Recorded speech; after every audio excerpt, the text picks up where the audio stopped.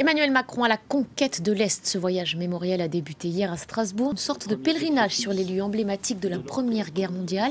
Le centenaire de ce conflit est d'ailleurs célébré à travers l'Europe. Léo Péchard.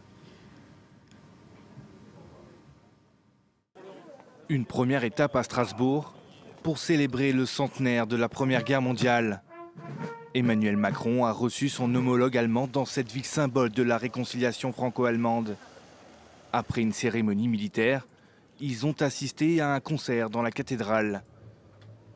Le début d'une longue semaine de commémoration pour le président français.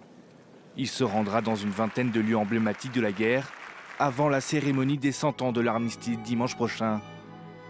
Plus d'une soixantaine de chefs d'État et de gouvernement y assisteront, dont Donald Trump et Vladimir Poutine. Les commémorations ont également commencé dans d'autres villes européennes. À Londres, 10 000 torches ont été allumées dans les douves de la Tour de Londres par ses gardiens, mais aussi par des volontaires liés à la guerre par leur histoire familiale.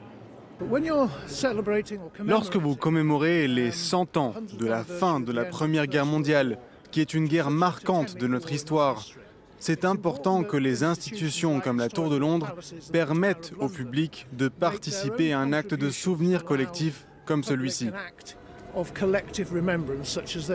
À Rome, le président Sergio Mattarella s'est rendu sur la tombe du soldat inconnu. Et la journée s'est terminée par un défilé aérien aux couleurs du drapeau italien.